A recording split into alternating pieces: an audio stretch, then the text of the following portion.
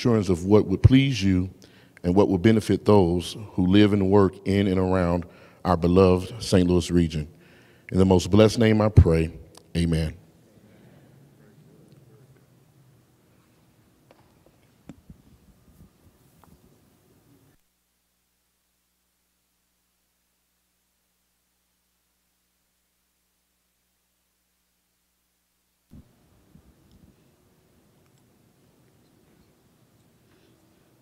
Thank you, Pastor Futrell, who has a church in Ferguson and has ministered to many that are there up under his care. We thank you for coming today.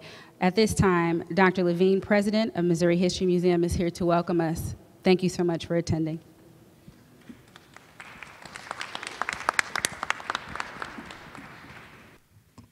Thank you very much. I'm pleased to welcome you to the Missouri History Museum. I've been here for 11 months. And I feel that my education, my understanding of American history changed markedly on August 9th. And I feel so grateful that both the commission was named here in our auditorium and that you've chosen to meet here tonight, and that there is a trust in the community in this institution and a comfort to be here and to be a part of helping to work our way toward the solutions. The Missouri History Museum made a commitment many years ago to reaching out into the community, to embracing the community, to being a safe place for those issues to be discussed. And I'm pleased to be able to carry on that work here now. Tonight, we will have our galleries open until, I think, 9:30, and the Currents and Reflections galleries upstairs. In the Reflections gallery, there's a section, Seeking St. Louis, that looks at the civil rights history of St. Louis. And I hope that you will take time to visit the exhibitions, to think about what's in there, and to realize that the study of history is not always the study of the past, but that we live in the presence of the past. We live with those messages of the past. And in our museums, we take time to reflect on them and to, I hope, learn from them. So we are pleased to have you here with us tonight. I hope it won't be your only visit to the Missouri History Museum. This is your history museum, and you are welcome here every day. Thank you for being here tonight. Thank you to the commission.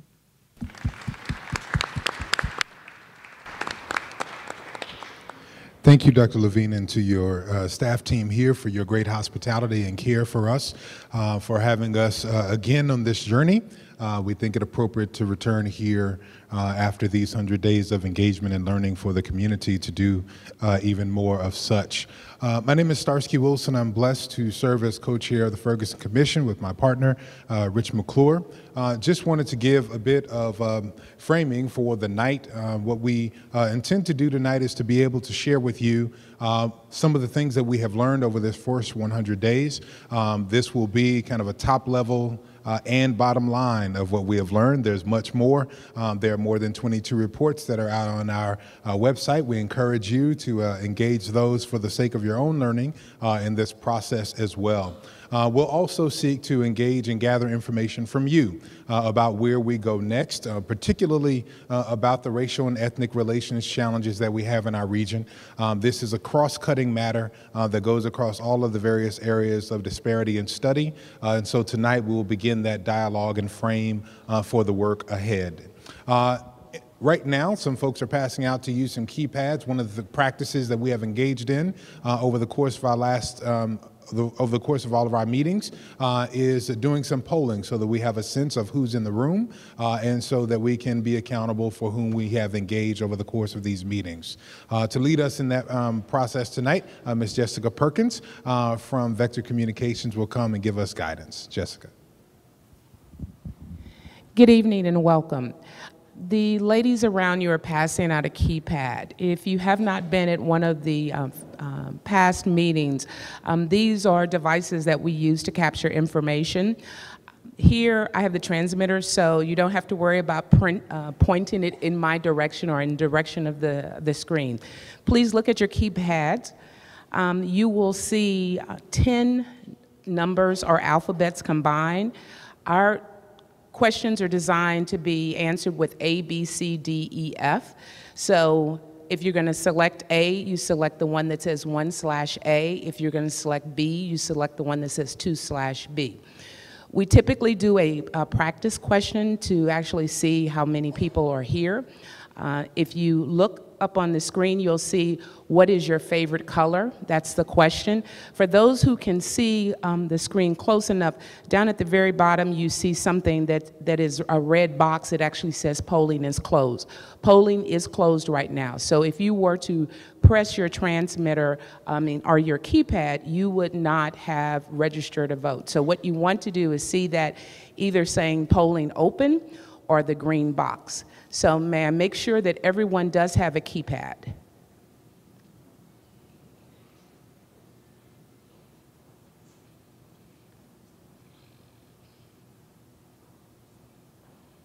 Does everyone have a keypad? All right. So the first question is, what is your favorite color?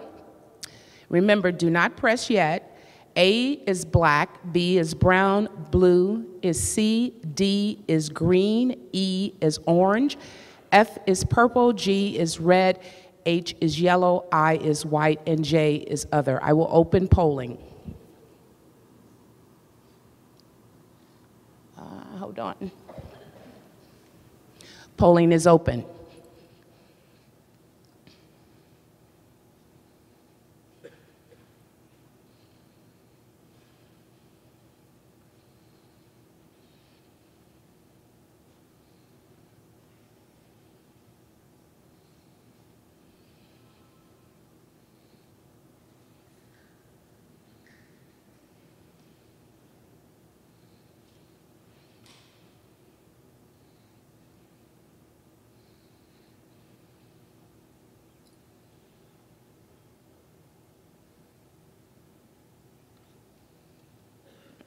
Something's wrong.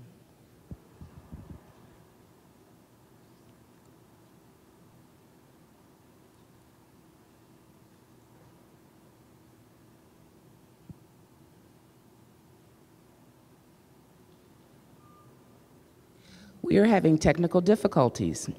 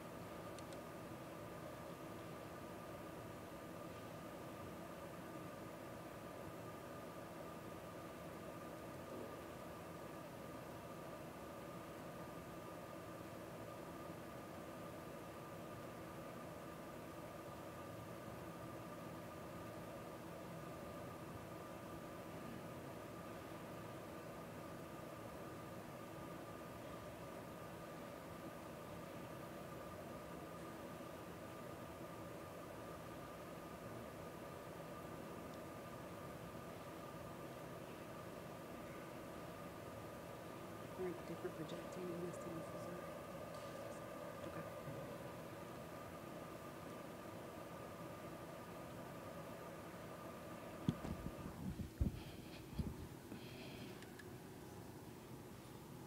Okay, based on the results, I don't know the exact one, but I know that 82 keypads are being used.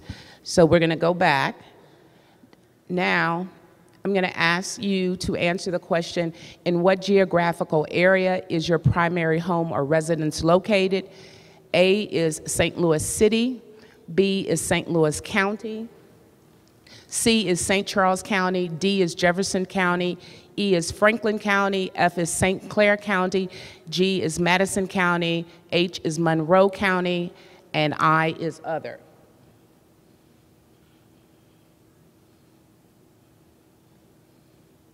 And polling is open.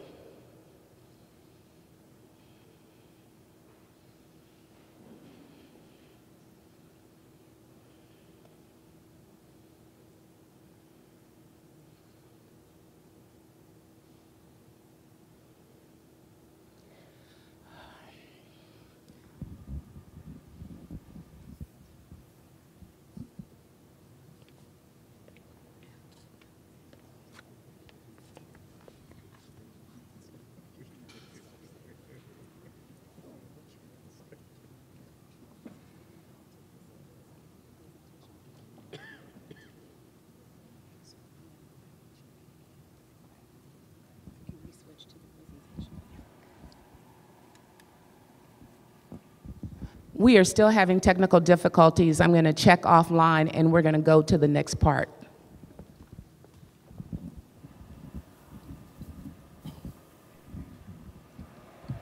Okay, thank you very much. We're going to move to a presentation of, it's just, I think, 18 slides or so, and Starsky and I are going to tag team on this, and to provide for you some context after a little over 100 days. And so we'll do this now, and then if we can, we'll go back and do the polling, but we will be inviting some commissioner comment on this, so they're going to watch this and give some reactions as a commission. And then during the open mic period, we will invite any of you to provide any reactions as well. So let me just say that a little over 100 days ago, actually at this site, in this building, this independent and diverse group was charged with studying the underlying social and economic conditions and the unrest and the protests that came from the tragic death of Michael Brown. We've done that with openness and transparency, with extensive input, and so we felt after just over 100 days that it was important to share with you 100 days of learning. This is very much a work in progress. The report is a work in progress, and certainly the Commission's work is a work in progress. And so what we are doing here tonight is sharing with you a snapshot. It is just that. This is not intended to be a comprehensive report of everything we've learned.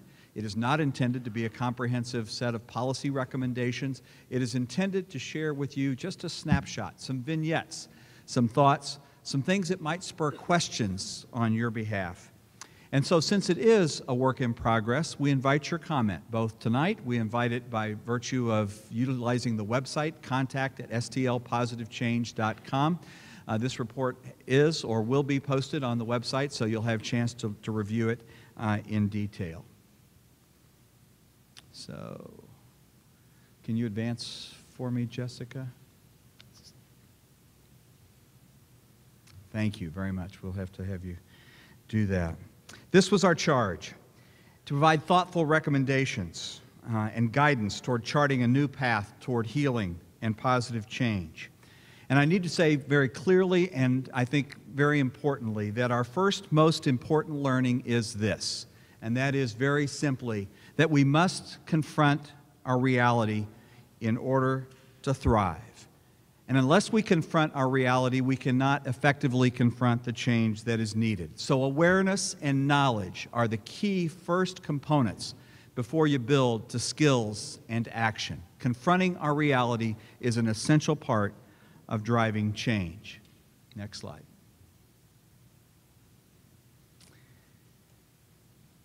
Very simply, a vision for our region should be where all people, businesses, and communities thrive, where interconnectedness is our strength, where empathy and respect drive citizens to be informed, engaged, and invested in their families, in their neighborhoods, and in the region as a whole.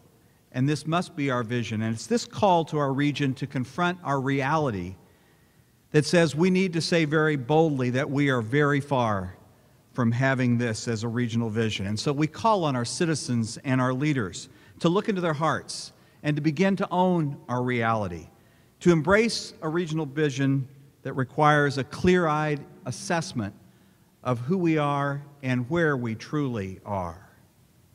Next slide, please. So over the last 100 days or more, we've been listening. We've had robust and sometimes very uncomfortable dialogue and collaboration. We've collected extensive input and data toward a report goal of September 15th, but we have been very clear from the beginning on two very important points. First of all is that we will, along the way, make statements, have calls for action, adopt policy priorities, and that was certainly done at our last meeting.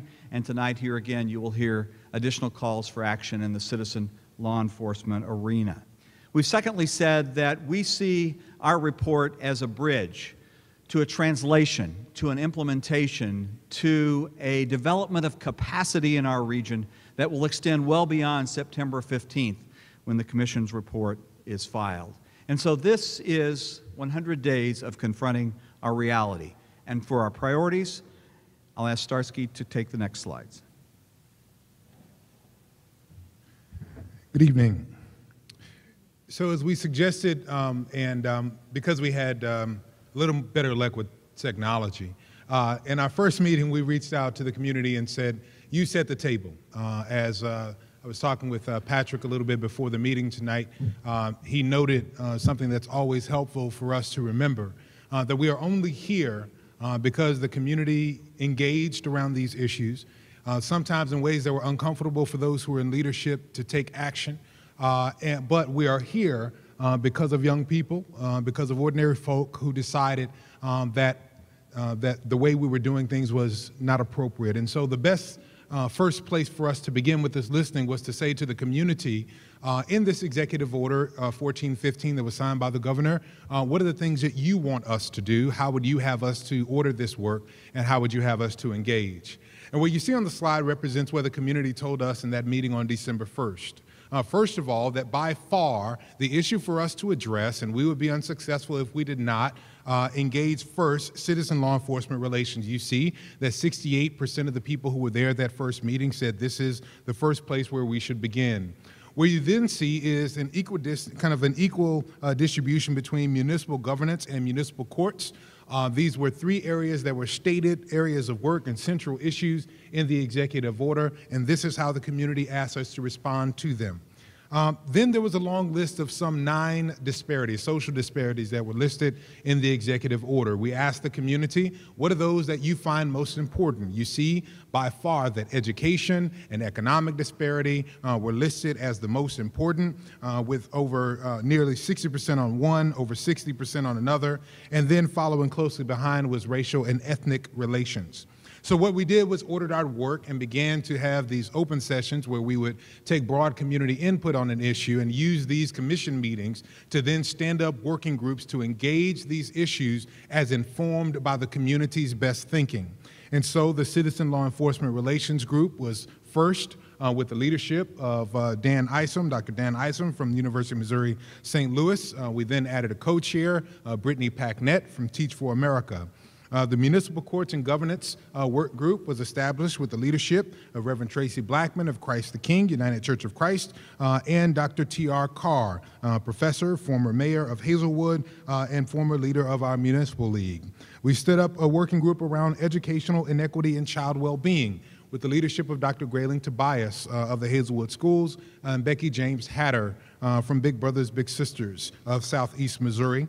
And then finally, in our last meeting, we discussed economic inequity and opportunity. And this work group is led by Felicia Pulliam, an attorney and director of development with Focus St. Louis, and Patrick Sly, executive vice president with Emerson. Today, we begin likely the most difficult discussion, the one about racial and ethnic relations. We begin today. And we will continue this work as a cross-cutting matter that really gets to the idea and concept of reconciliation for our region. At the top of the list, we note, next slide, please. At the top of the list of note is citizen law enforcement relations. We thought it important to tease out the top kind of issues, the 6 buckets of work that the community gave us to do when they gathered on December 8th. The community suggested in these broad areas that we needed to strengthen citizen-police relations, that we needed to improve very specifically the relationships between young people in our community and the police and those interactions. We needed to enhance officer training and preparation. We needed to reform police practices, and we need to increase funding for community policing.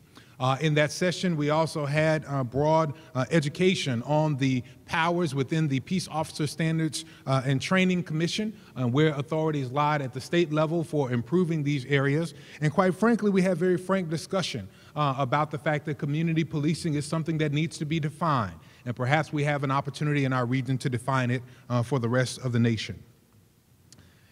Going back to that first meeting on the next slide, we also made some commitments. And quite frankly, this meeting is a part of that commitment. We made commitments to guiding principles for our work. How would we do this work? We would do so with transparency. The things that we do need to be done in the open, in the public. We need to be accountable to each and every one of you.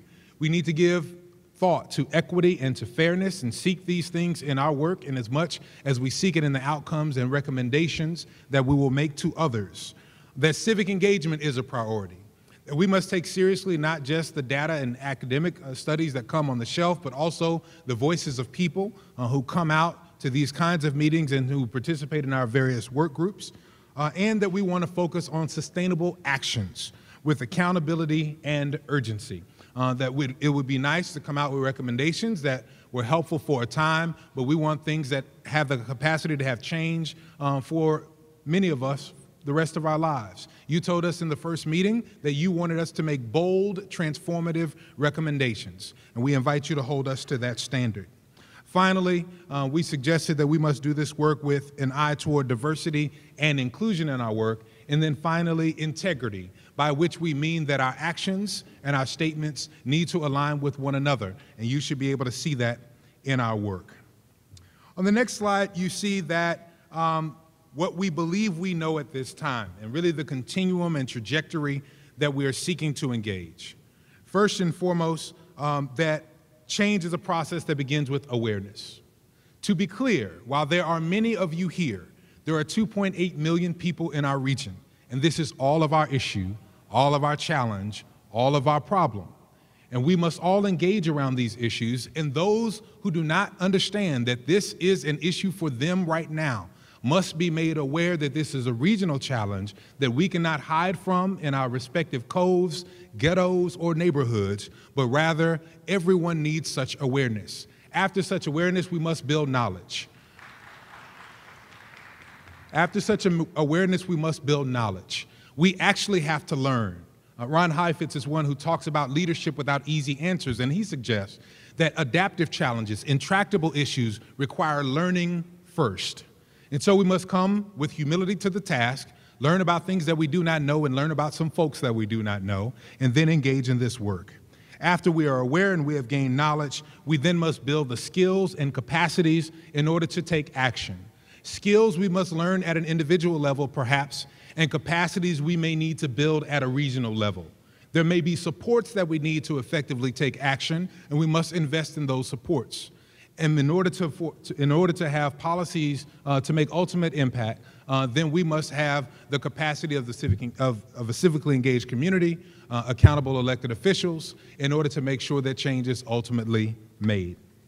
To get to other things that we have learned, Rich will come back at this time.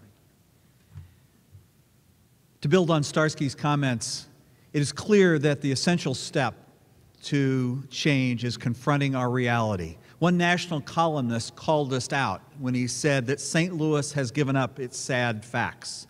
And he mentioned racial tension, he mentioned housing, he mentioned speed traps. And I would add to that the other priorities that were listed on the earlier slides of educational inequities, economic challenges, and the opportunity that has eluded so many in our region. And it's important for us to realize that understanding deeply those challenges and realizing that they are all of our challenges is the essential first step toward what we must do next. Next slide, please. So we've given you a couple of slides. Those of you that were here last week saw these particularly two slides, but they are intended to be illustrations of that challenge of confronting our reality. So you heard Dr. Jason Purnell describe the study For the Sake of All that previewed this reality. An 18-year gap in life expectancy between zip codes just one digit and 10 miles apart. Two zip codes where 4 times the unemployment rate in one than the other. One where 54% live in poverty and the other where less than 5% live in poverty. Just 10 miles apart. These are the realities of our region, and they're realities that must not stand. And so confronting them and realizing what the data tells us is our first step.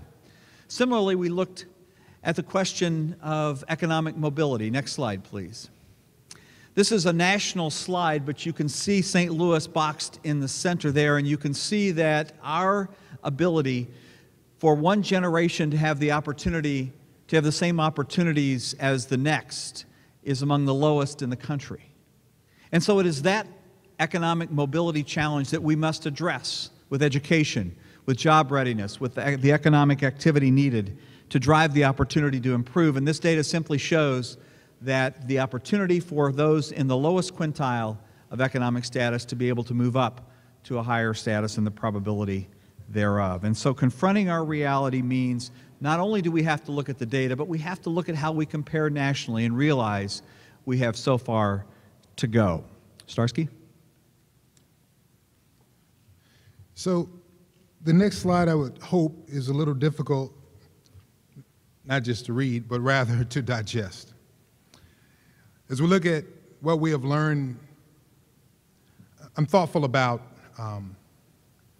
some things that I've heard. And one of the things that Reverend Blackman quotes often is, once I see, I cannot unsee. Once I know, I cannot unknow.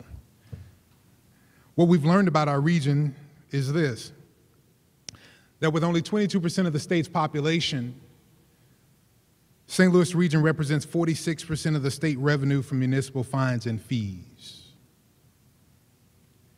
We have learned and we know that 66%, African Americans were 66% more likely than whites to be stopped based upon their respective proportions of Missouri driving age population in 2013.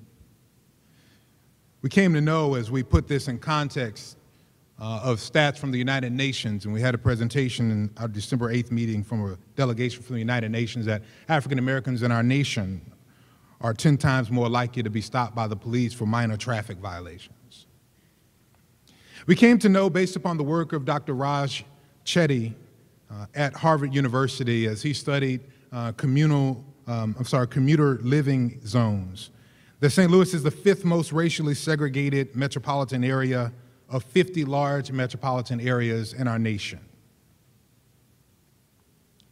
We came to know that children in our community live in poverty at dramatically high rates.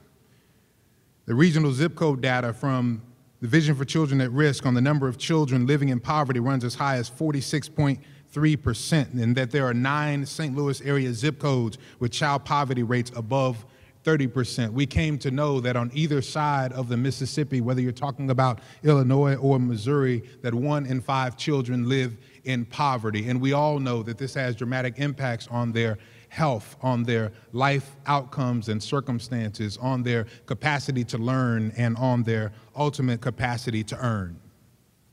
We all know, and we can no longer unknow, that between 2000 and 2013, the number of residents living below the federal poverty line in St. Louis suburbs grew by 53%. We knew this data because we got it in our last St. Louis County strategic plan, quite frankly.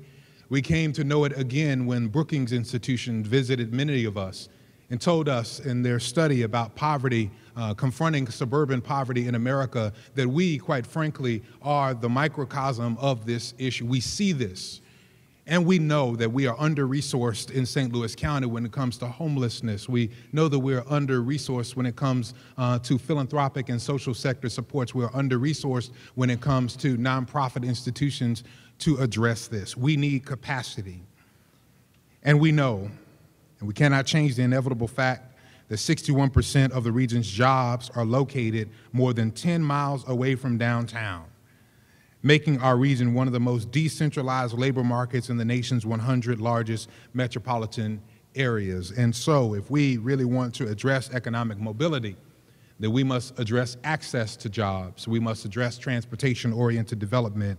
These are things that we have come to know over the last 100 days, and now that we know, we cannot unknow, we cannot not know, so we must do something about it. And we did not come to know this in a vacuum. The next slide suggests that we learned this with each and every one of you, hand in hand. We've had 11 public meetings, if you include those of our working groups and of this body as gathered, more than 1,000 attendees in these 6 open comment sessions, 12 facilitated small group breakout sessions, 11 subject matter expert presentations, those from those who are local and those who are not. We've collected and made available, as we referenced before, 22 informational and research documents about the region's challenges. These 16 commissioners have shared, they have listened, in their spheres of influence and by invitation. Yes, you have invited us into your respective spaces. We have shared the work that we have done and the call that we have been called to. And then notes and transcripts and video from each meeting have been shared publicly online following each meeting. We encourage everyone, if you have not taken time to visit the website at stlpositivechange.org, to do so, because we believe that these facts are things that must be shared in all of our respective neighborhoods and areas. And finally, I'll share before I transition back to Rich, that from these priorities, from this knowledge, our priorities have begun to emerge. In the last meeting, you saw, and if you didn't, you go to stlpositivechange.org on our website. You can see the legislative and policy priorities that were affirmed in 2 different work groups in the last meeting. But there are a few things that we can say aspirationally about our work, what we are seeking toward. Number one, we seek a region where people are not placed in jail based upon their ability not to pay fines. We seek to lower the disparity that suggests that a 10-mile difference in zip code does not show an 18-year swing in life expectancy. We seek that neighborhoods are safe and mutual respect and reciprocal accountability exist and abide within them, that people can be equipped for and find jobs with wages capable of supporting their households, that children and youth of our region have equitable opportunities to learn and to succeed, and we recognize and appreciate the full value of being racially and ethnically diverse as a region. We know that change happens not through commissions and not through reports, but change happens through people. And so we're very mindful of the fact that it is our role to set the table for change and to focus attention on the need for change and to make very specific transformational recommendations for change, and then to, as I said, establish the opportunity for the region over a period of time to monitor ourselves and measure how we do in implementing that change. And change will come across certainly policy, not just legislative, but executive, perhaps judicial, in various levels of government. It will come through systemic change as we face the institutional barriers of race and the challenges that come from systems that have been established that impact advancement, promotion, and access. It will come by changes in practice, by actions that are taken just in the way in which we do business with each other to affect the delivery, not only of services, but the way that we approach life. And then finally, and we are very mindful of this, that many of these issues are issues of the heart. They're issues that each of us as individuals must face, and we must face our uncomfortableness, must face our assumptions, and the way that we interact with each other and the way that we hold each other accountable. And with each of these opportunities for change then comes the ability for us as a region over time to face our reality and realize that we have to look at what happens next. And so in the work of the Commission, there are some very specific steps. As was said, we will tonight begin the dialogue on racial and ethnic relations and begin that discussion. Our work groups are well underway, and many of them have already begun meeting, and I think over time you will see us meeting very frequently, sometimes as much as once a week, not with the full Commission, but with our working groups, having the opportunity to hear dialogue from citizens and from others who are very interested in what they're doing. And then we will begin to explore national models that have implications for what we are doing and the learning that we can have. And this is our opportunity, my friends. It is our opportunity because St. Louis is filled with well-meaning and well-intentioned citizens who want to change, who want a better tomorrow. And our opportunity is to show them a path and a way and guidance to do that, not just by the work of a commission, but by what all of us do through our institutions and what we do individually. We know we can do better, and our opportunity now is to take what we've learned in 100 days and begin to take that awareness and that knowledge and begin to build upon it to find a way forward. Starsky? So at the end of the day, I'm a preacher. Raised and never made it away from the church. One of the things we used to sing is God's got a way that you can't go over. God's got a way that you can't go under. God's got a way that you can't get around. You must come in at the door. The message to the community, to its leaders, to those who seek to avoid difficult conversation, who seek to get beyond this or through this, who have awaited the cold and who do not look forward to the warm weather, is that you can't get around the things that we know about our region. We must go through. We must go through the uncomfortable conversations. We must go through the changes in investments. We must go through the difficulty of empathy with those whom we do not know and some we do not want to know. We must go through the facing of our present and even wrestling with our past. We must go through finding a collective vision for the future. Public relations will not change this issue. We must go through. The Ferguson Commission will not resolve this work in and of its own, nor would we attempt to take the responsibility or deflect such from those who have responsibility for serving this region. Rather, we will do our work in making recommendations and engaging the community and passing the work and the recommendations back off to the community that we stood in the auditorium downstairs and said we would be accountable to. We will invite that community to do its work in holding us, holding others, holding one another accountable for making the change that will be mapped in our recommendations. The difference between the St. Louis we want, or we say we want, and the region that we have is each person taking responsibility and holding others in community accountable. Change in our region will not happen in an atmosphere where there is yes and less no but. We get to a different tomorrow by doing something different today. So the question for those in this room, and not only those in this room, but those who pay attention to this room, those who have sent some of us to this room, and those who have been in briefings about what goes on in these rooms, what are you going to do differently today to make change and make a difference tomorrow? This is the conversation we'd like to have tonight. We have been through 100 days of very intentional listening, learning, and conversation. What will we do differently today based upon that which we know about yesterday and hope for tomorrow? And so the next slide really kind of frames up a discussion for our commissioners. And then we will invite you into this discussion as well. So commissioners, there are mics behind you. I invite you to be reflective with us for a few minutes. And then we will invite the community to join us in dialogue and conversation. To the commissioners, we ask, what have you become aware of that you weren't aware of before? I'll ask these three questions in a chunk. I'll let you jump in wherever you feel moved. What have you learned about a particular issue, and how has that knowledge changed how you see things? What have you become aware of that you weren't aware of before? What have you learned about a particular issue, and how has that knowledge changed how you see things?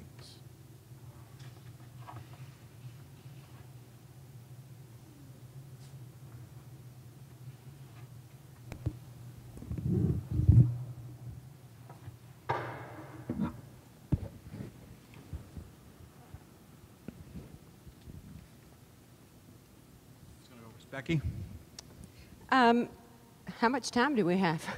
I think we hold them to 2 minutes, so I think we should do the same to ourselves. All right, I'm with you. Well, I have quickly some broad answers to my question, and I mean broad answers to these questions, and then specific. I think what you just laid out, the idea of learning and understanding.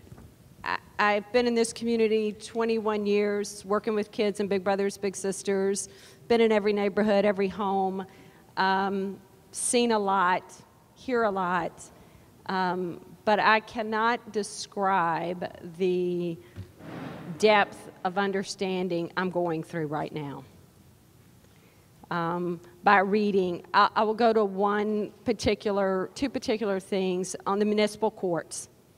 We heard the testimony, we heard all of the information from Better Together. Mike, I won't say Mike's last name, has been working with Big Brothers and Big Sisters for 10 years. I called him in and I said, Mike, what do you know about municipal courts? And Mike told me the story of municipal courts that I had heard the night before in testimony. And then I said, Mike, and I had the research on my desk, I said, Mike, what cities in the county do you not want to get stopped in? And he named 4 of the top 6 in the research. And I could go on and on. But I think on a bigger note, I think I'm learning another thing, is that children in the most need of the best education are getting the most novice teachers and the most insufficient funds coming toward them. And that is deeply bothering to me. And I think the last thing, and I've got a whole list, so I could keep going, but the other thing that I'm learning is we've abdicated this problem as citizens and looked at the leaders, whether they're leaders of corporations or leaders that are elected, and we haven't come in this room and kept this conversation going. So September 15th they'll come, but I hope these meetings don't stop, because we've got to stay in this room and own this problem. Thank you, Becky.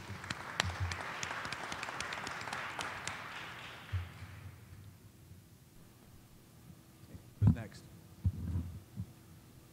Rose? Six. So,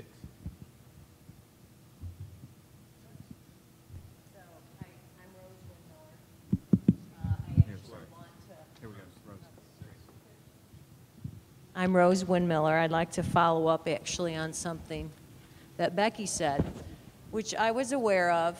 I work in the legislative field, so I knew municipalities had a tendency to raise significant revenue, some municipalities, through court fees related to traffic tickets.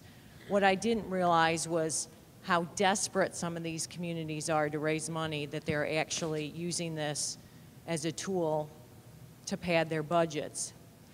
So not only is that an issue for citizens who are pulled over and can't afford an attorney to plead their case down to a non-moving violation, which many of us can do, it's a problem for the municipalities who don't have enough money in their budgets to provide appropriate services. So we can't solve one without the other, and I think that's something that we all as a community need to think about, be dedicated to, and figure out how services can be provided to everyone equally. Thank you, Rose. I'm looking at people with microphones, so raise a mic if you're going to talk. Byron? Or Byron, then Tracy. Manners. Tracy, he's yielded the floor to you.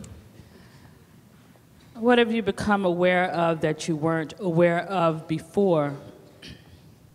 I've become aware of just how deeply embedded the systemic racialized targeting of Black people is in St. Louis. What have I learned about that issue? Where I had allowed myself to believe that it was unintentional and that it was done not with forethought, I no longer believe that. I believe that it was intentional. I believe that people are intentionally targeted based on where they live to be stopped for traffic violations, and that those neighborhoods that are intentionally targeted are intentionally criminalized. How has that knowledge changed how you see things? It has made me become more aware that this is not a problem that has to do with people being taught differently, but people being demanded to behave differently. I don't know how else to say that.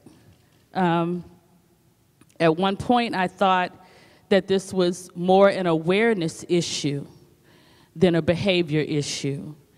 And now I know that it is a behavior issue, that the behavior isn't intentional and it is done with full awareness.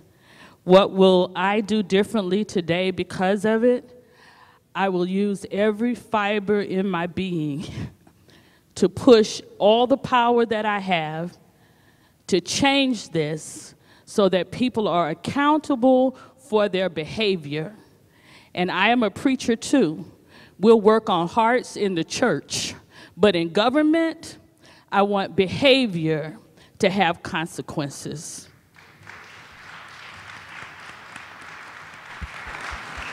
Byron. One of the things that I learned last meeting, and it still sticks with me today, I think we had a young lady come before the commission, and this young lady poured her heart out to our commission. And I still think of that young lady. We've got a lot of people hurting in St. Louis. I've met so many people, and I've heard so many of their stories. And one of the things that I'm now getting to understand even more is I understand where some of that anger now is coming from. People want to do better. People are trying to do better. They're looking for opportunities to do better. We need to start creating those opportunities so these young people, as well as our middle-aged people, and just everyone has an equal opportunity. That's all they want. They don't want special favors. They just want an equal opportunity to be able to go out there and get good jobs, to be able to take care of their family, to be able to pay for Pampers and things that we take for granted. Some people have a struggling time doing that, and I think that's one of the things I learned last week with this young lady who stood before us, and I think that young lady will be in my mind for some time to come. Thank you, Byron. Any other commissioners? Yes, Felicia. Good evening.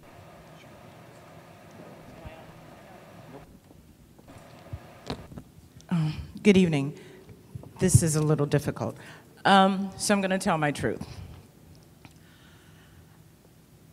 Before this incident happened, based on the work that I've done in struggling communities, pushing against poverty, pushing against politicians, trying to fight City Hall, I mistakenly believed that people that weren't in this work with me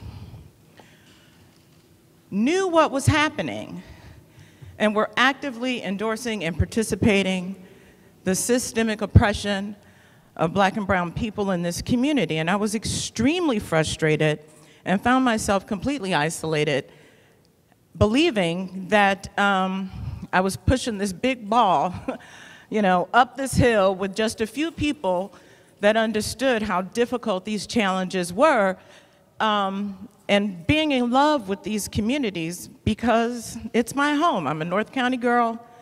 I love my communities. I don't see the invisible boundaries. I purposefully ignore them so that I can live in my community. And right now I live in my community in the city of Ferguson. And what I've learned after the scab was ripped off August 9th is that most people just weren't aware of how difficult it is for so many people in our region. And I have learned that there are a lot of good people now that they are aware that want to do something to change these conditions. And I've learned that we can do this, that people want to participate, and I am excited and encouraged by that knowledge because it is a huge relief, even knowing how difficult it will be for us. I am so grateful to everyone who's on this learning journey with us and committing to do this very difficult work to change our community because I believe that we can do it. So thank you. Any other commissioners? Rasheen.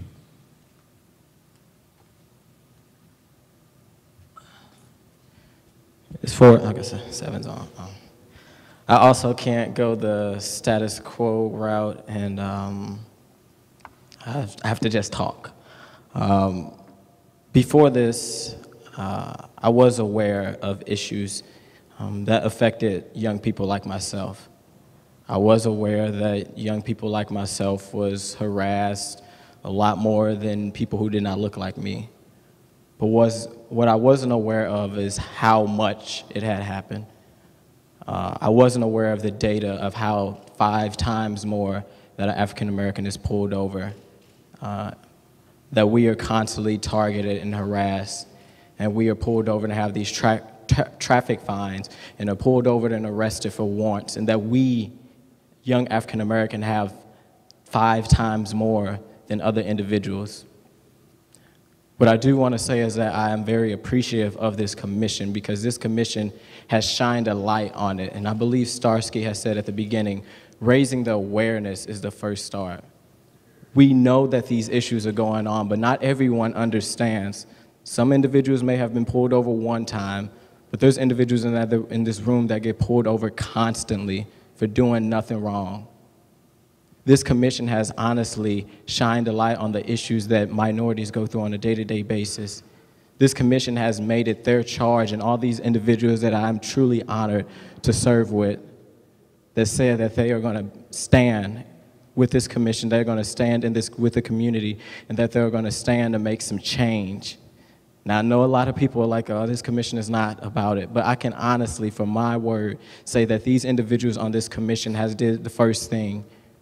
We have made the awareness that we have racial issues in St. Louis, that these courts are out of order, and that the police need to be held accountable for their action.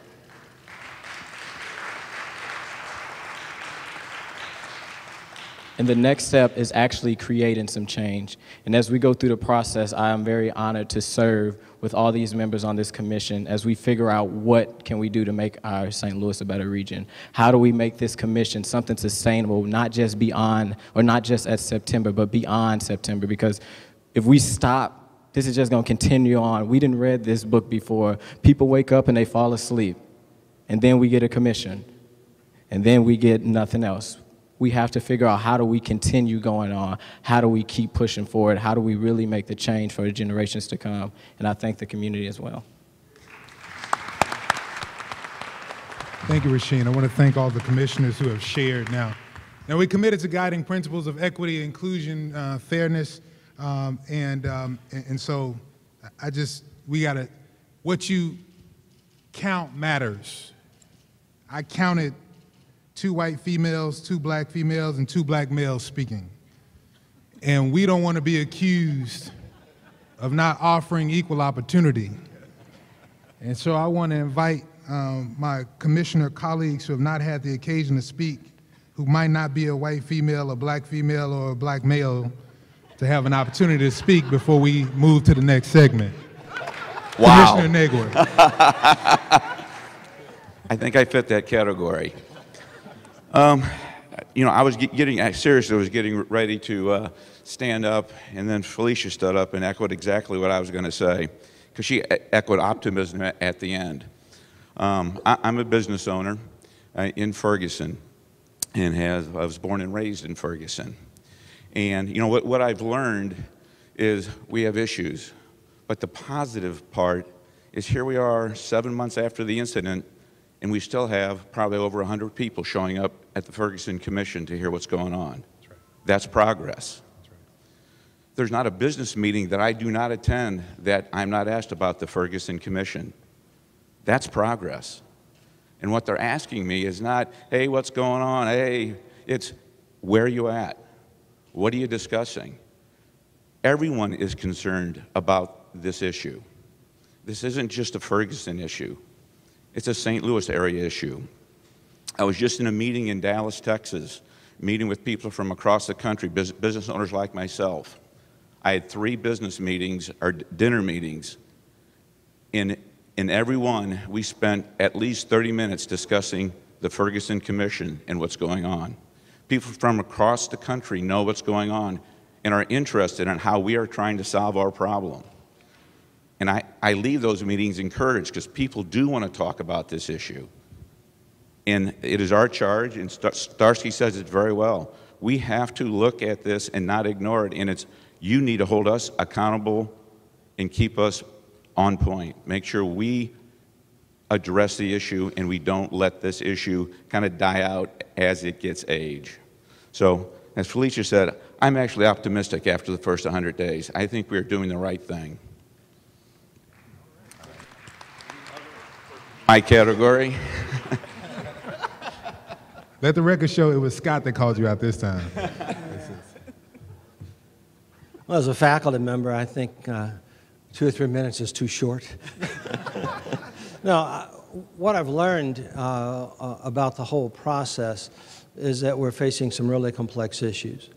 And one of the things that's going to be a challenge for this region is that anytime we propose a solution, we may inadvertently create a new problem.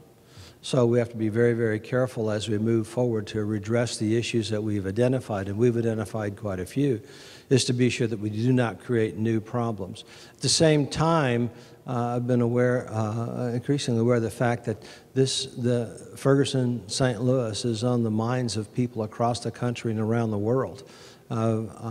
University in Kansas is bringing me over tomorrow to address one of their graduate seminars about the Ferguson Commission and regionalism in the St. Louis area and the problems that we face, and bringing down a group of around 30 international students from the University of Illinois at Champaign-Urbana to deal with, to understand more about this. So this is an issue that's grabbed the attention of the entire world. And what I'm encouraged about, I guess I share Scott's enthusiasm and Felicia's, is that we're moving forward, and that this commission begins the process and it will continue, but we will in fact solve the problems because we have to.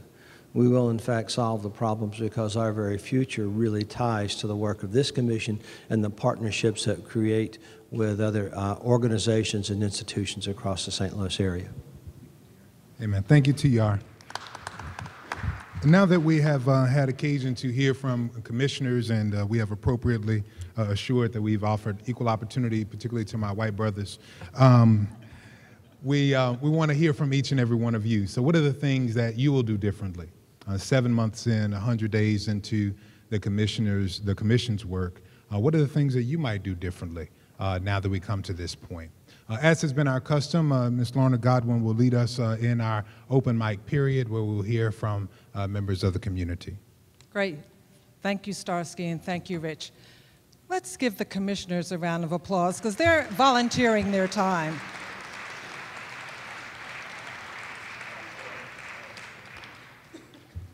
But as I would like to move it over here, if we could, Rich. You have to pull it on its back to get it to move. This is our open mic period, where we want to hear from you. We're running a little bit late. We went longer. If you put your name in the fishbowl at the beginning, I'm going to pull randomly. You will have 2 minutes to speak. I have the timer up here. And for those of you who don't get a chance to speak but want to leave a comment, I will pass out some yellow sticky pads. You can write your comment and put it up on that whiteboard behind that TV photographer right there, and we will review them later on.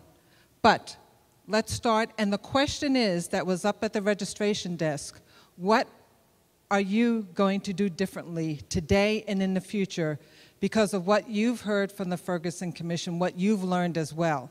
The key point is just not about the Ferguson Commission doing the work. It's about all of us taking the lead. The Ferguson Commission is just setting the table. So I'm going to call the first 3 names so you can start to prepare yourselves for speaking. The first one is Janine Maloff. Are you still here, Janine? Okay, come on up. And then after Janine, we'll have Patrick Fox. And then after Patrick Fox, we'll have Windsor McKnight. Are Patrick and Windsor? Are you Patrick and Windsor? Okay. And then we'll do the keypad polling. Technology is back up. It's a beautiful thing. So go ahead. You have 2 minutes. The things I will do differently first is I will hold politicians and courts accountable. My eyes have been open. The issues are quite clear. They're racism, police brutality, police lawlessness, prosecutorial abuse, and police militaristic mindset, which views anyone as an enemy in a combat zone. There can be no positive change until these issues are dealt with. Police and prosecutors must be held accountable to the public. Empathy is lovely, but justice is better. Justice cannot exist in a political vacuum determined to silence those who challenge a growing police state. Our civil rights are not quaint privileges the police chiefs magnanimously permit. They are our God-given rights. In order to bring fairness and thus justice to our state, police must be held accountable. Citizen review boards must have subpoena powers which cannot be revoked by the governor or anyone else. Racial profiling is not only here, it's prolific and must cease. There can be no justice without fairness, and there's nothing fair or just about racism or any other form of xenophobia. Police militarism must stop. Community-based policing must have accountability and transparency. Vague and vacuous legal terms such as obstruction must be clearly defined and not held to the whims of any individual police officer. Our rights under the Bill of Rights must be respected and enforced. While jobs and economic mobility are important, remember that racism and police brutality thrive even in well-educated and affluent communities. Professor Henry Louis Gates of Harvard was accosted by a police officer who only saw a black man as he tried to enter his own home. Racism and inequality are the disease, and police accountability is one part of the needed remedy. No more political stalling. Police accountability and community-based policing can happen right now. As said before, justice delayed is justice denied. Thank you.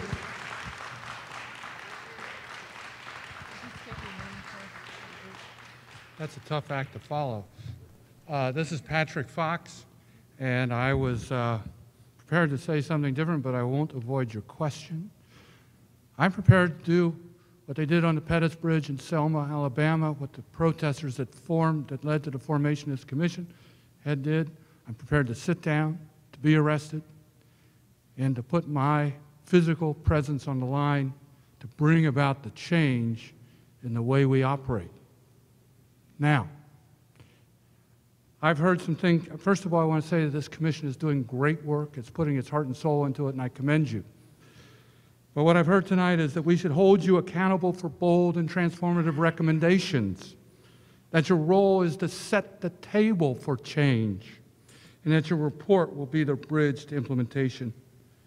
The work of this commission cannot end until you have done everything you possibly can to get your recommendations implemented.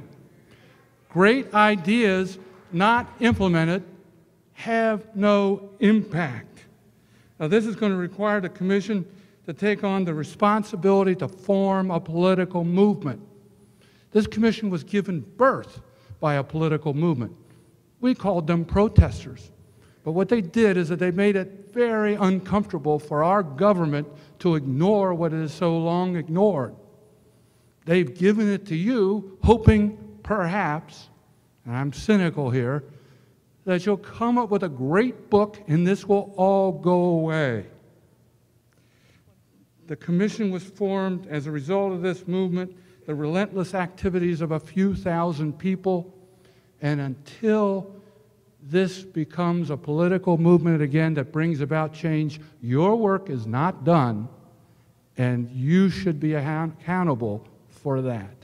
Thank you. Thank you. And as Mr. Windsor comes up, let me call out the next two. Cindy Hollins. Cindy, are you still here? Raise your hand for me. If not, Cindy? Are you Cindy? Okay, great. And then Diana Oleskovich. Great. Go ahead, Mr. McKnight. Hello, my name is Windsor McKnight. I'd like to address the commission. I want to thank you for giving me the opportunity to speak. What I'd like to do is toss my hat in the avenue of arena of a political activist. I want to give you what we call an arrowhead to show you the focus of your own commission. I'm willing to put in place my life story about the life and times of what is really happening with the city of St. Louis and the region of St. Louis City in all. It involves the denying to earn a living by a minority under an oppressive system designed to disenfranchise all black minorities for the benefit of few. If you like, my name has been given to you, and I look forward to hear from you about any and all comments about my situation, because it is true. I'd like to thank you for the opportunity to speak. Thank you. Thank you. Cindy, please come forward.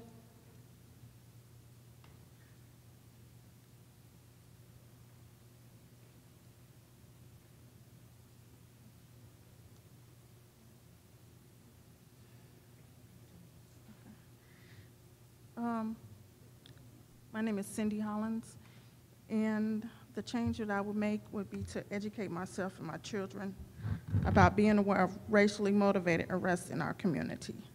I wasn't raised in poverty, but my circumstances, my kids, you know, have been in that situation now, and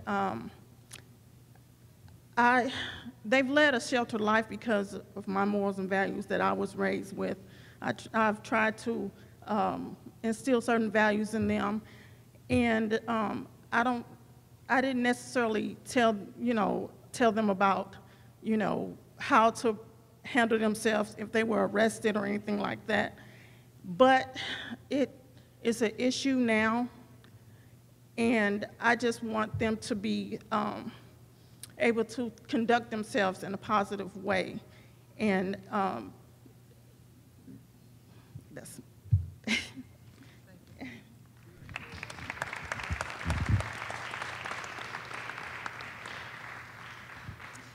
And as Diane comes up, I'll pick two more, and then because of time, we need to move on. But if you have comments that you want to leave, again, we have yellow sticky note paper. You can write them out and put them on that whiteboard back there, and we will collect them. So after Diana speaks, we'll have John Parker and Jim Roos. Great. Okay. What I've become aware of is that having raised two very dark-skinned brown sons in an atmosphere of white privilege, I made a crazy-ass assumption that they were immune. And since Michael Brown's murder, I have listened to them in new ways and heard what is a reality for them and what is a reality for so many. In the last 100 days, I have begun to read a book called Waking Up White. I've read another book called Witnessing Whiteness. My black brothers and sisters have told me that us white folks have a lot of work to do, and I've begun to do that. In the next 100 days, I'm joining with 10 other white folks, and each of us 10 is going to get 10 more, and hopefully we will become a much more integrated and diverse group. And we are creating signs that say Black Lives Matter. 500 of them have been distributed already and are in the front yards, including mine.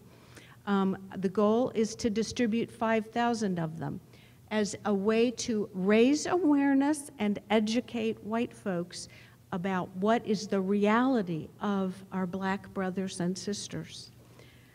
I was educated in the master's view of history, and it is what it is. That's the way, and I have learned so much in the last 6 months. It didn't start 100 days for me, but coming to the first and second commission meetings has certainly been influential.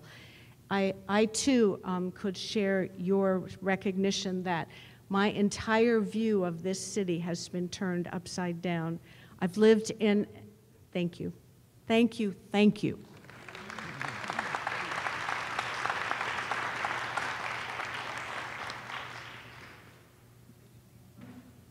John Parker. Good evening, everybody. One, I want to applaud the commission for this task. It is unbelievable what you are attempting to do, and I wish you all the greatest success. My family was the first black family in Ferguson in 1962. Dr. Tobias and I go back 30 years, at least. So, and I'm not going to throw them out there like that, but I've listened to all of this tonight, and many of you have heard me say this, that if we are going to address the issue of race and race relations in the city of St. Louis, we have to be able to become comfortable being uncomfortable. And I heard you speak about struggling with people who you felt were unaware of this issue. I don't want to, with all due respect, they're not aware, they don't know because they don't want to know. Okay? There are systematic racial issues all over this city, and they are staring people in the face and they choose not to address them. Simply, one simple one. Why does the Metro Link stop at 270? Why does it stop at the Galleria? Because people don't want an element in those other neighborhoods. Until we, exactly, no buses in St. Charles. Until we sit down and have a serious, real conversation, where people are sitting across from each other, sitting on the edge of their chair, being uncomfortable with the conversation, nothing will ever be accomplished. Thank you very much.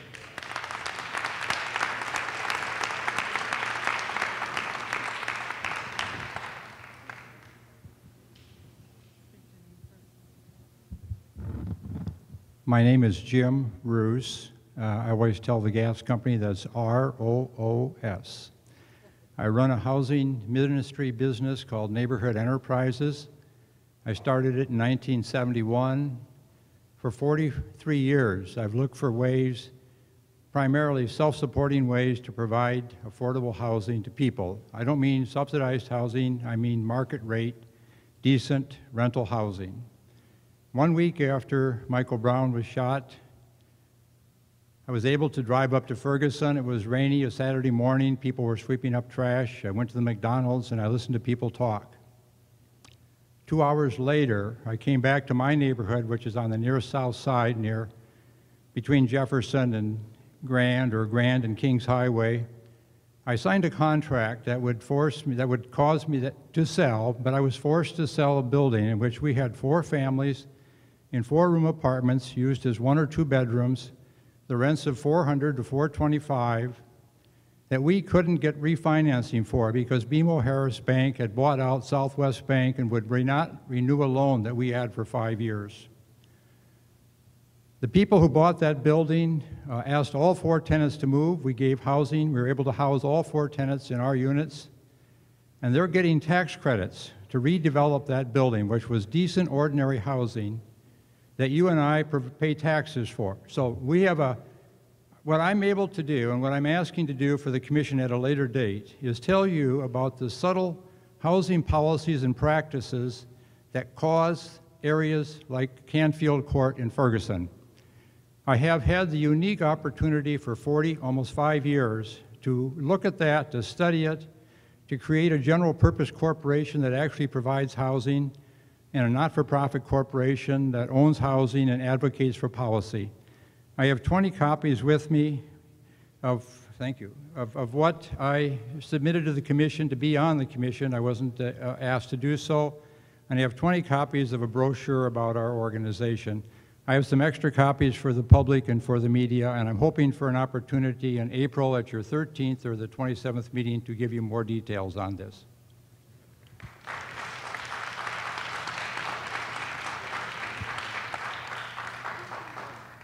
Thank you to all who spoke during the public open mic. If anyone has a comment they want to write down, I'll come around if you hold up your hand with yellow paper. Okay, I will do that. While Jessica, all of you have your keypads, please pull them out. We need to go to, okay, great. Your keypads here. If you do not have one because you came in, okay. Monique, look around the,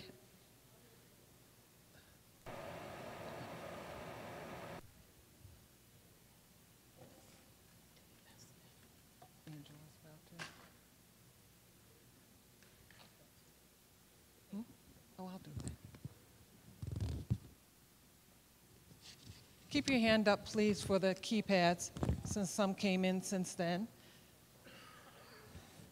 And put up, who wants a yellow sheet to write something down? 2 hands.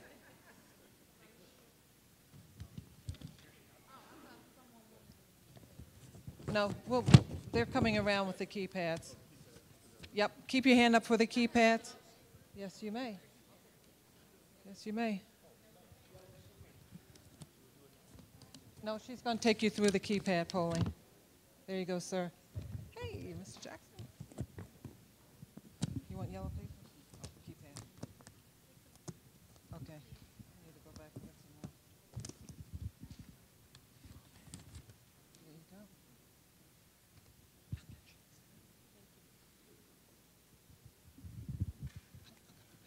So everyone has a keypad. Okay, Jessica.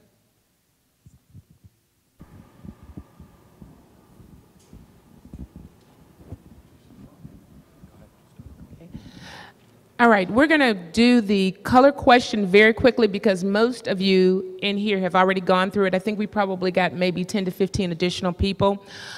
So the question is, what is your favorite color? A is black, B is brown, C is blue, D is green, E is orange, F is purple, G is red, H is yellow, I is white, J is other.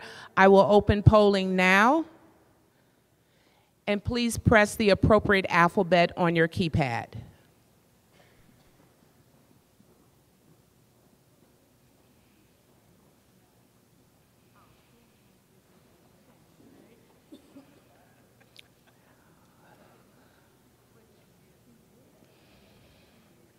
And it looks like we actually gained about 30 new people since we keypad the first time.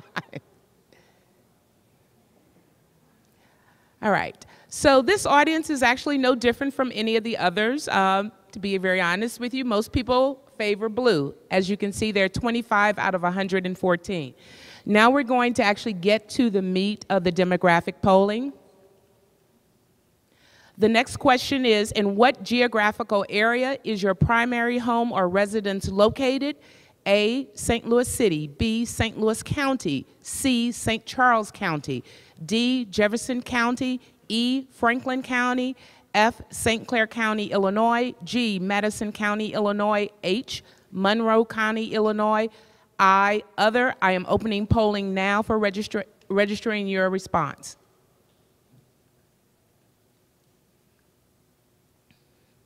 For the individuals that came in new, one of the things is that I will tell you that polling is open.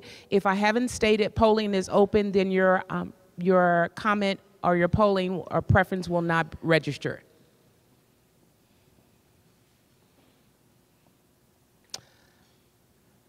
This is quite interesting. I want to run this one again because we had 114 people register their favorite color. This time we only have 69 people who registered their home or residence. Something happened. He said, you know who you are. No, it's not open yet. Polling is now open. I would like to see us get at least to 100. Okay, here we go.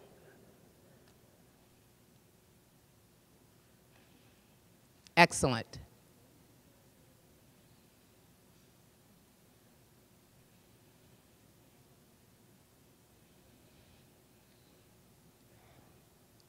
Okay, so about 50% of the individuals here are living in St. Charles County, followed by St. Louis City. I'm sorry, thank you. Okay, your third question applies to where you primarily work or go to school. Polling is not open yet. I'm going to read the choices.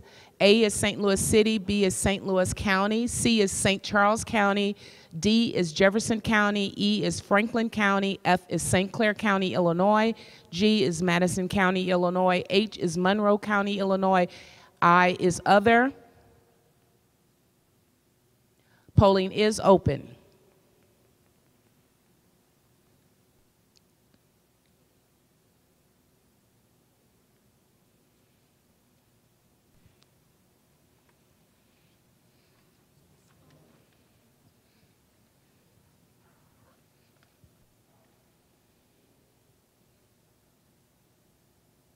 Okay.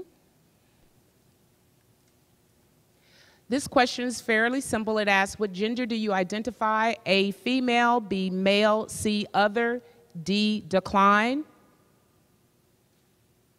Polling is open.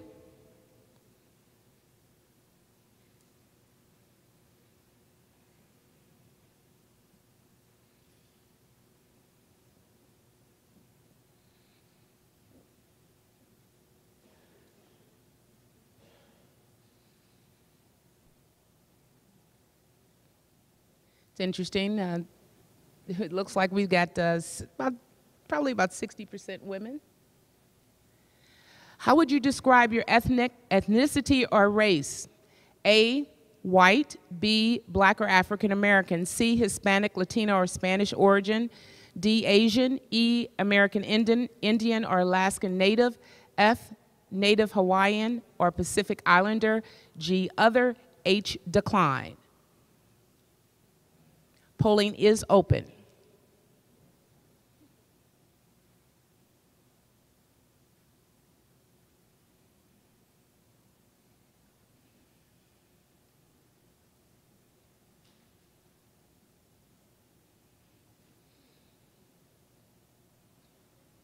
Okay. Now we're asking you to be a little bit honest, but we've given you ranges, so you don't have to give your exact age.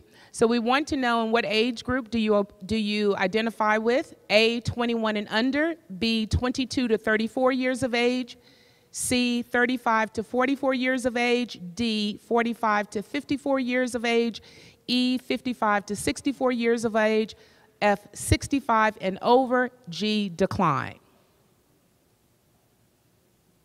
Polling is now open.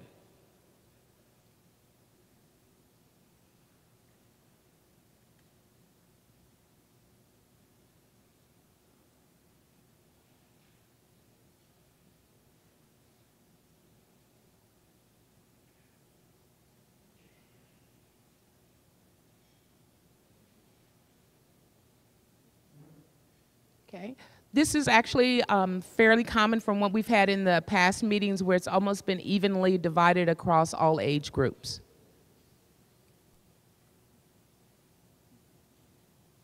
Now this is in regards to meeting attendance. This is the 7th meeting of the Ferguson Commission, and we'd like you to kind of think back on the other 6 and let us know how many of the previous meetings you attended. A is none, B is 1, C is 2, D is 3, E is 4, F is 5, G is 6, and polling is open.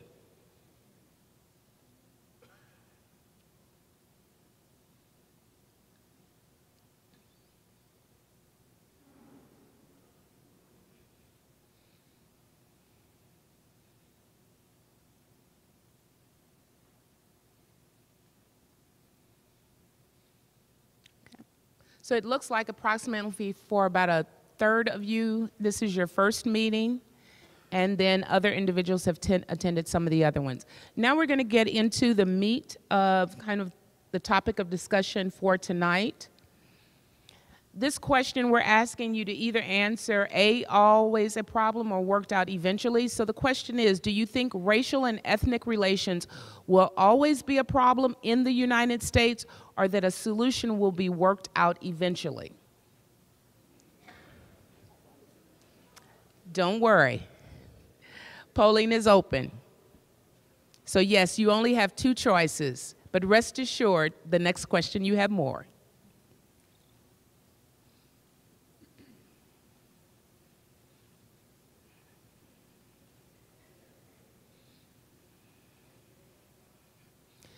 By the way, this question actually was taken from a Gallup poll, so we're actually comparing the results here in St. Louis to the nation as a whole, so that is why we asked that particular question. Always a problem, okay? So let's move and ask you to think about this on a continuum, but related to St. Louis. On a scale of 1 to 5, with 5 being very likely, how likely is it that racial and ethnic relations in the St. Louis region will improve over the next 3 to 5 years? And polling is open.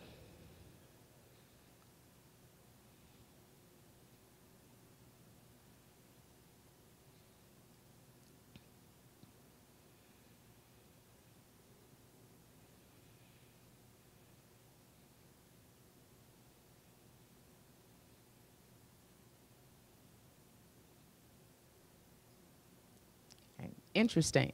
And the reason why I say this is interesting is because, if I'm not mistaken, when you answered the question that only had 1 or 2 answers, about 76 people said that there would be a change. And if you look through here, 44 plus 16 is what, 60, 64? So it's close, but not exactly the same.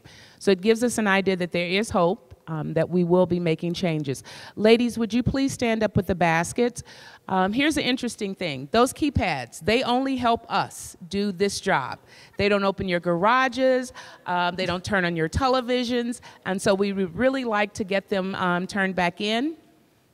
And thank you for your time with the polling this evening. Thank you, Jessica.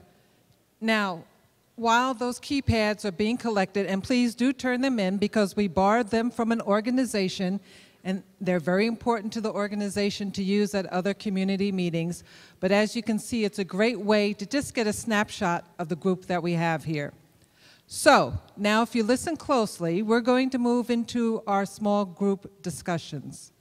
We have 3 breakout sessions tonight, and each breakout session is going to address the same 3 questions. I'm going to tell them to you right now so you can start thinking as you move to those breakout sessions. The first question is, what are the ways that racial and ethnic relations create opportunities for the region to thrive? Second, what stands in the way of realizing racial and ethnic reconciliation? And third, what are the key considerations around race that we need to address in our working groups and the overall work of the Ferguson Commission? So those are the 3 questions. Again, they are all the same in all 3 groups. Now, most of you, when you came in and registered, you should have received a card with a number on it. If you didn't, we'll take care of that in a minute. So raise your hand if you received a card that has the number 1 on it. Okay.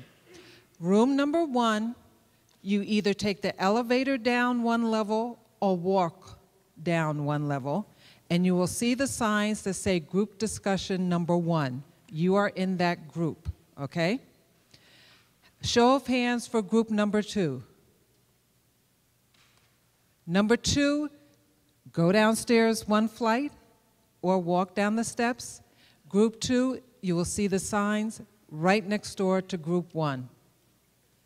And then group 3, please raise your hand. So it's about even between all 3 groups. That's interesting. Okay. Group 3 is on this floor. Make a left.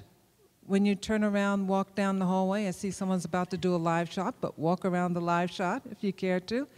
And it's to your left, and it's in the Schnook's room on the right. It's the first room on the right. Now, for those of you who did not receive a number, please raise your hand. Okay, this is the way I'm going to do this. I'm going to take this quadrant right here. You're in group 1.